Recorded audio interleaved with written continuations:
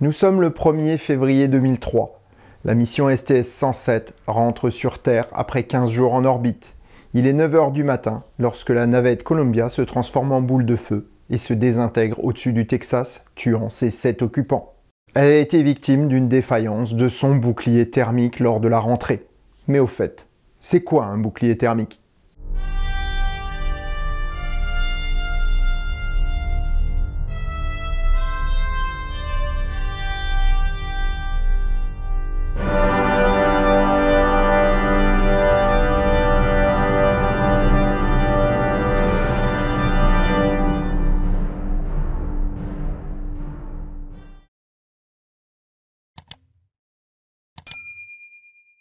Pour lancer un objet en orbite, il faut de l'énergie, beaucoup d'énergie.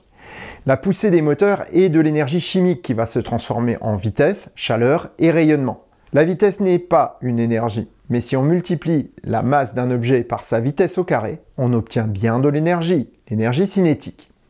Faites tomber un objet comme un stylo depuis quelques mètres de hauteur. Il s'écrase au sol et se brise. Son énergie cinétique s'est dissipée lors de l'impact au sol, en brisant les liaisons moléculaires de l'objet. Si vous mettez un petit parachute à ce stylo, il arrivera au sol intact.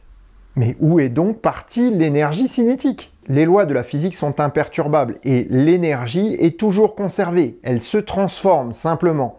Mais alors, où est partie l'énergie cinétique ? Eh bien, elle s'est transformée en chaleur grâce à la friction du parachute avec l'air ambiant. C'est exactement le même principe que des freins de voiture qui chauffent lorsque l'on freine. Imaginons maintenant que le stylo soit un objet de plusieurs tonnes orbitant autour de la Terre. Pour maintenir son altitude, il doit tourner à environ 27 000 km/h. Pour rentrer sur Terre, il doit réduire sa vitesse pour que son orbite touche des couches suffisamment denses de l'atmosphère afin de le freiner. Et là, les quantités d'énergie ne sont plus du tout les mêmes. Déployer un parachute serait peine perdue. Non seulement il serait immédiatement détruit, mais s'il résistait, notre objet serait soumis à l'énorme friction de l'air le temps qu'il ralentisse suffisamment. Voilà pourquoi il faut protéger l'objet du flux d'air et de la chaleur qu'il engendre. Ce bouclier thermique peut avoir plusieurs formes, mais ses fonctions sont toujours les mêmes. Premièrement, il doit dissiper la chaleur des frottements. En second lieu, il doit empêcher cette chaleur de se communiquer à l'objet qu'il protège. Et enfin, il doit protéger l'objet de réactions chimiques provoquées par un environnement très chaud à des pressions élevées. Pour réussir un tel exploit, plusieurs techniques sont utilisées en fonction de l'objet, mais aussi de la volonté ou non de le réutiliser. Commençons par le cas d'un bouclier à usage unique. C'est ce qu'on appelle un bouclier de type ablatif. Lorsque l'air frotte à grande vitesse sur le bouclier, la température va monter, tant et si bien que le matériau va brûler. La chaleur engendrée va créer un plasma, où même le CO2 se décompose en CO, plus stable à ces températures, libérant de l'oxygène qui va oxyder le matériau du bouclier. Et oxydation veut dire combustion. Composé en général d'un composite de couleur noire, les parties brûlées vont se détacher et partir dans l'air. Ce sont les flammes que l'on voit lors de beaucoup de rentrées atmosphériques. Si le matériau est assez épais, quelques centimètres environ, la vitesse aura diminué avant qu'il ne soit complètement brûlé. Les processus de pyrolyse et d'ablation évacuent entre 15 et 50% de la chaleur de la rentrée atmosphérique.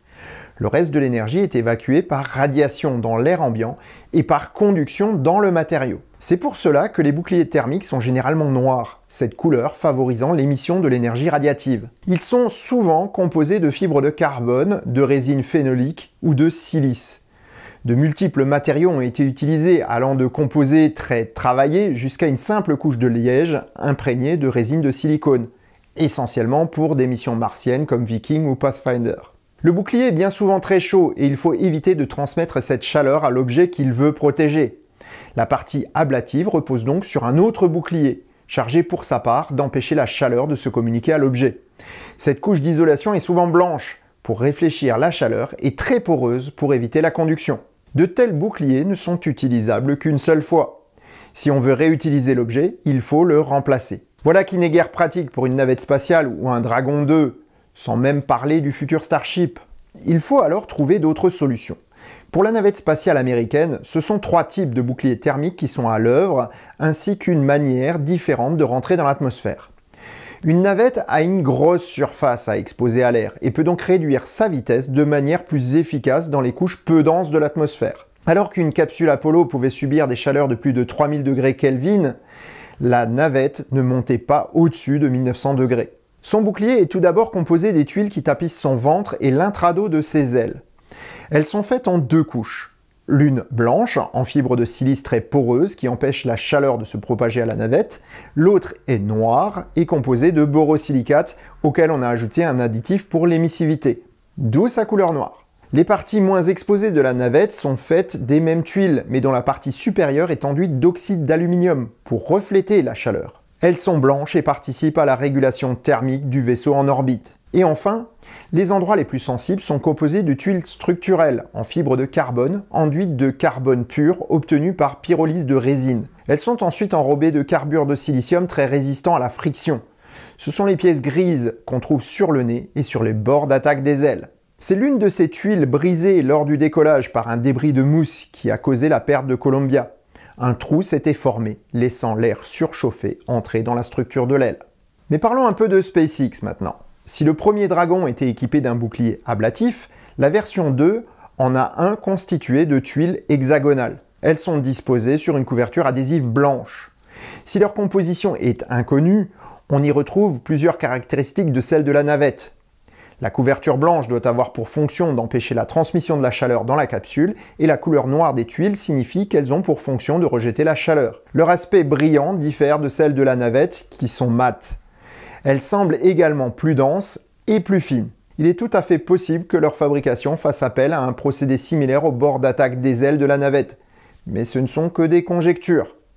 En tout cas, on devrait les voir souvent, puisque c'est le même procédé qui protège les Starships orbitaux en construction actuellement.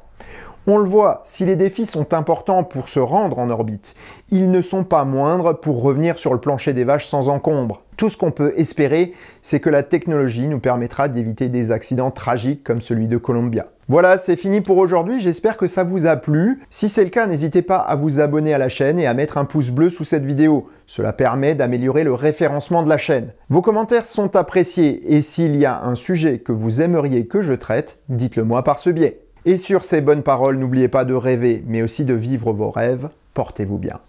Salut!